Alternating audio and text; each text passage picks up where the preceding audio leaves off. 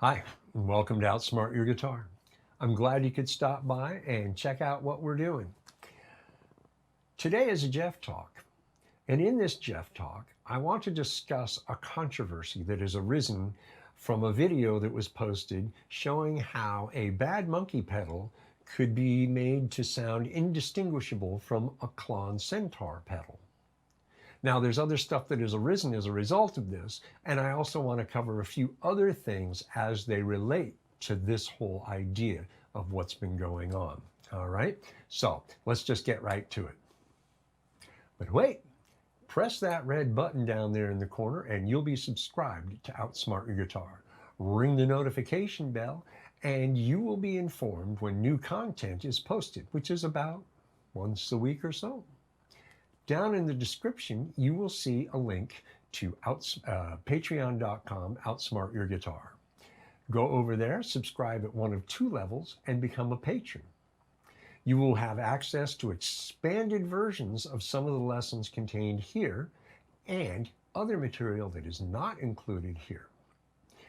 In becoming a patron, you will be supporting my efforts to continue to provide you with high quality lesson material to help you learn, play, and grow to be the guitar player you desire to be, to play the music you love. All right, let's go. All right, the controversy is legitimate to be concerned about.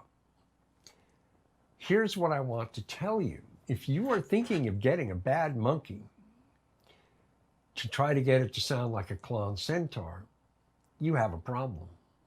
And I want you to think about this because this is what three-dimensional thinking gets you.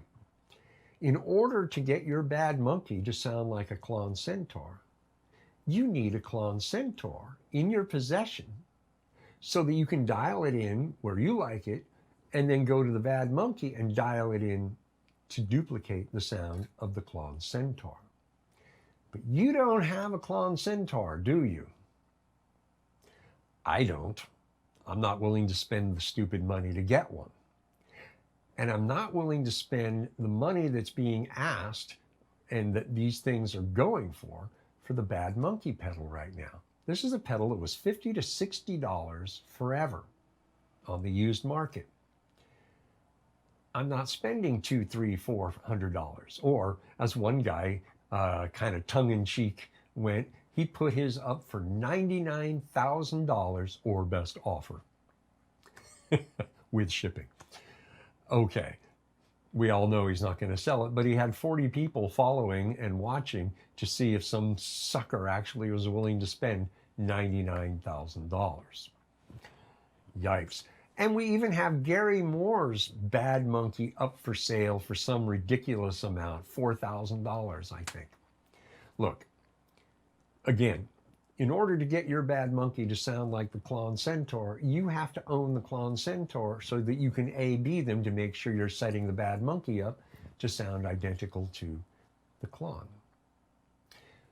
The controversy is, why spend $200, $300, $400 for a pedal worth $50 to $60 simply because a guy put a video out showing you how you can make the bad monkey sound like a Klon Centaur?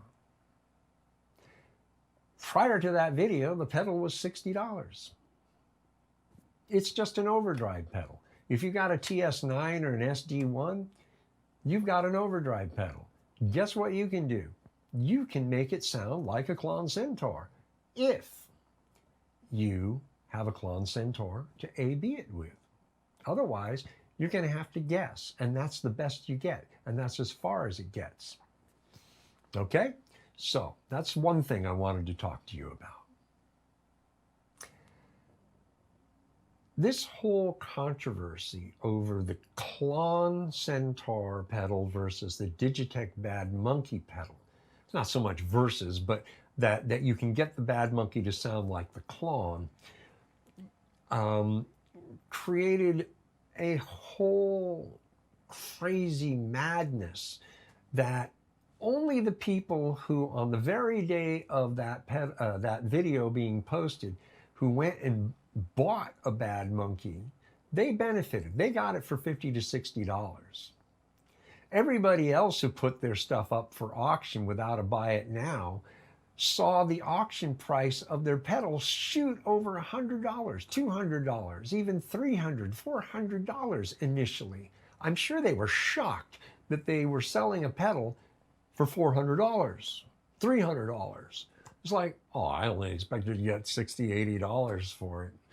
Wow. Yeah, wow.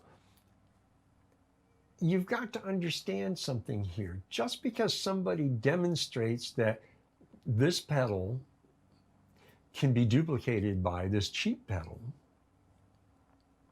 doesn't mean that you're going to be able to do it. As I pointed out before, the problem is you need to own the expensive pedal so that you can make the cheap pedal sound like it, so that you have the AB, or you need to know somebody who owns one so that you can then take the cheap pedal and make it work. But you've got to understand how the expensive pedal works first and know how it functions and know how to dial it in so that you can then dial in the cheap pedal to duplicate the sound of the expensive pedal.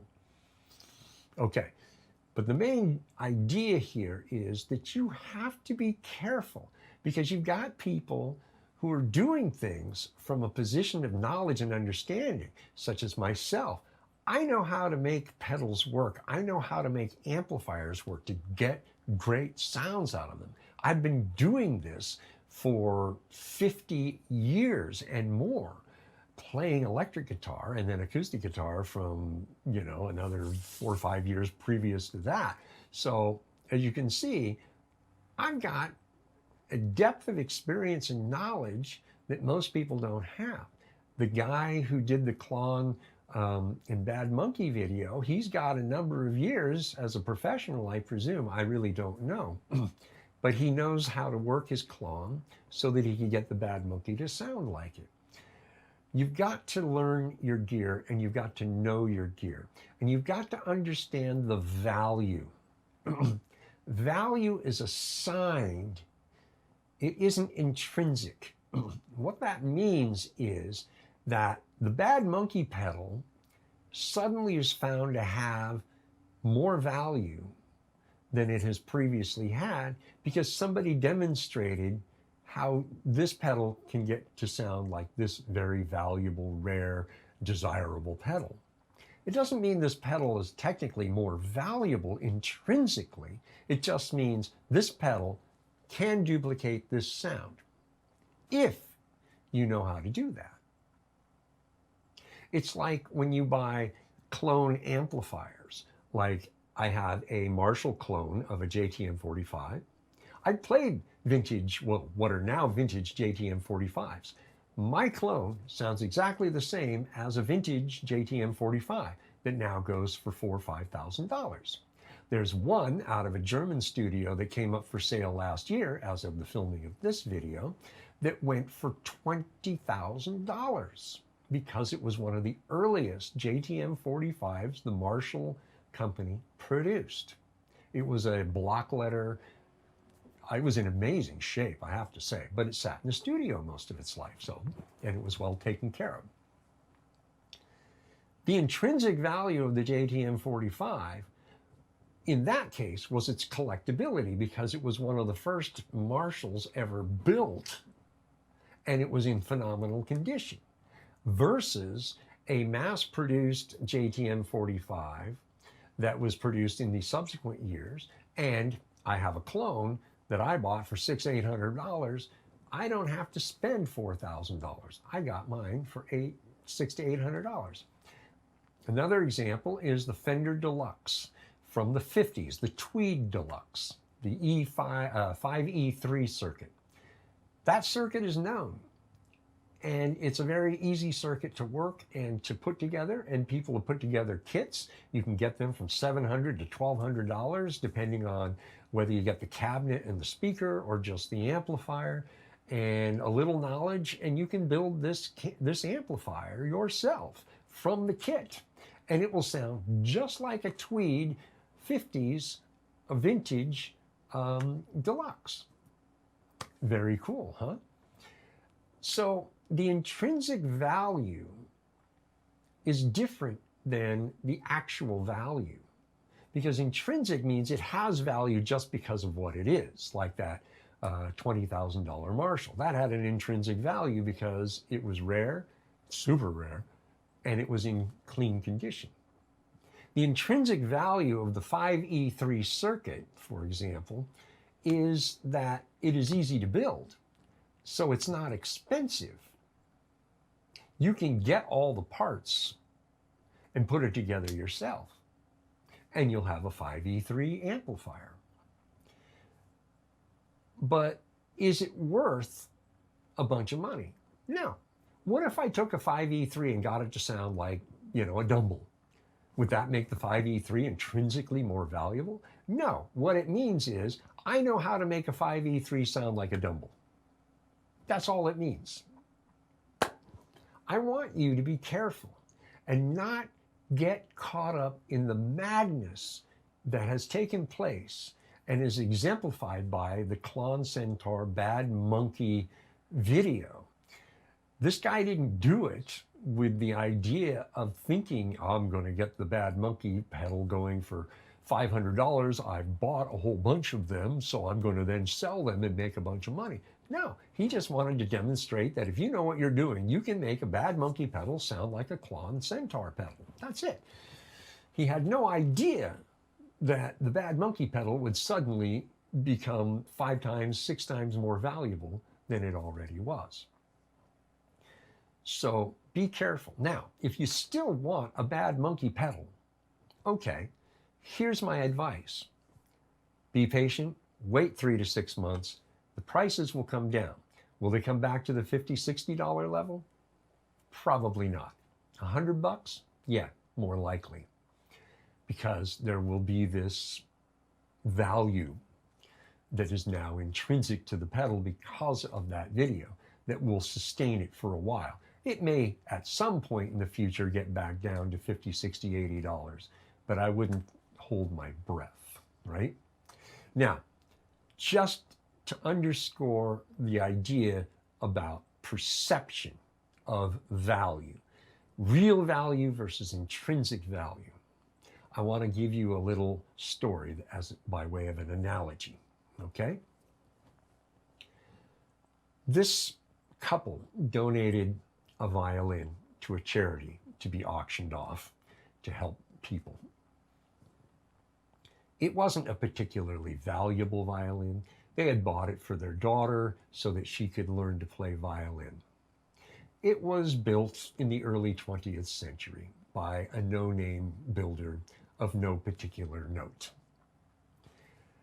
Well, the day of the auction comes and the auctioneer goes through and selling off things, auctioning off things, and he gets to the violin and he puts it up and goes, here we have a nice little violin, and let's start the bidding at $10. Well, a couple of people went, oh yeah, $10, I'll do that. And then 20, 30, 40, got up to around $50. Well, in the back of the room sat an old gentleman, and he raised his hand and said, excuse me, would you mind if I came up and played the violin? Well, the auctioneer, he went, well, it might be a good idea to let this guy do this, because if he actually can play the violin, maybe that will make people want to bid more. So he goes, yes, come on up. So the old man gets up, moves his way up to the front, and he takes the violin and he tunes it up and he starts to play. And this sweet and beautiful sound fills the room. This violin is singing in a way people had no idea.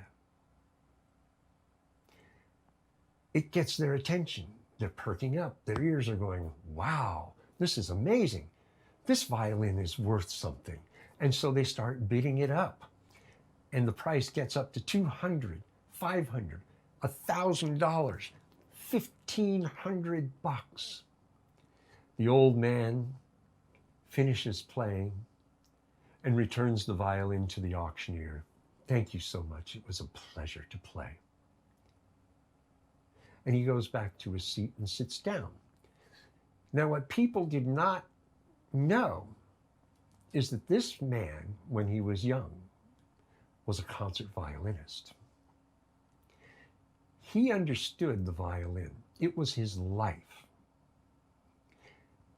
He coming and playing this not particularly great violin made by a not particularly great violin maker, because he knew how to play, he knew how to coax the sound that he wanted out of the violin. As a result, people believed the violin had value. And so they bid it up. And it sold for over $2,000 as a result. All this to say to you, again, real value versus intrinsic value are two different things. If I'm a quality guitar player, I can make cheap guitars sound great. And I've heard people do it, and I've done it. You may have seen videos of famous guitar players playing Hello Kitty guitars and making them sound great, even toy guitars and making them sound great. That's the point. It's not the instrument that makes the instrument sound good. It's the player and the quality and level of their expertise that will coax a good sound out of the instrument. And so with guitar pedals, guitar amplifiers, whatever piece of gear you're talking about, if the person is accomplished and understands what they're doing, they're going to make the instrument or the amplifier or the pedal sound amazing. They're going to get sounds out of that that you never knew they could produce because they understand it. That doesn't mean its intrinsic value is higher. A bad monkey pedal is still worth 50, 60 bucks. But what people are willing to pay for it because of perception, which is another issue, different from intrinsic and real value. Perception adds intrinsic value or takes away intrinsic value from a thing. It adds to or takes away from the real value of a thing because their perception has been changed. Just as this Klon Centaur and Digitech Bad Monkey video changed people's perception, now giving them the sense that the intrinsic value of the Bad Monkey pedal is higher than what its actual value really is. This is what caused the bump in the price to 6, 7 times what the pedal is actually worth. Others will tell you, well, it's worth what somebody's willing to pay. Yeah, that's called the market will dictate the value. What somebody is willing to pay is what it's worth. There's truth in that too, to a point. But I want to caution you. Make sure that the money you spend on something, whether it's an amplifier, a guitar, a pedal, even cables, okay, let me digress for a moment. That even pedals, cables is worth what you're paying. Monster cables are very expensive cables. I buy cable from a company called Carolco. Their cables are awesome. My friend bought a monster cable, and he's a geek. He has measuring gear and stuff like this, right? So we built a cable and we paired it with the monster cable. We took measurements on both cables. Guess what the difference was? The monster cable claims oxygen-free copper and all this other weird stuff. Carolco makes none of these claims. They just make good cable. The measurements and the signal transmission through the Carolco cable was indistinguishable from the monster cable. Meaning, buying Carol cable in bulk, we built a 20-foot cable for, about 15 bucks, including connectors, versus the $60 for the same cable with the monster moniker on it. Be careful that you are not taken in by sales hype like oxygen-free cable. The quality, or copper, excuse me, the quality build of a lot of equipment now, even the cheaper stuff, is far superior to what it was back in the 50s and 60s, even the 1970s. So be careful. Be careful with your money. Be careful with the hype that companies use. Be careful with the viral nature of videos like the Klon and Digitech video, that you're not getting snookered into spending more money than you should for something that the intrinsic value is not that great. So the real value is actually pretty cheap versus the perceived value created by that video, which created a higher intrinsic value in the minds and the perception of those people, and so made them willing to pay more than the pedal is actually worth. All right? Okay. Thank you for listening to my rant. I really appreciate it. I just had to talk about this because this is an important subject and you need to know the truth. All right? All right. There you go. We'll see you next time.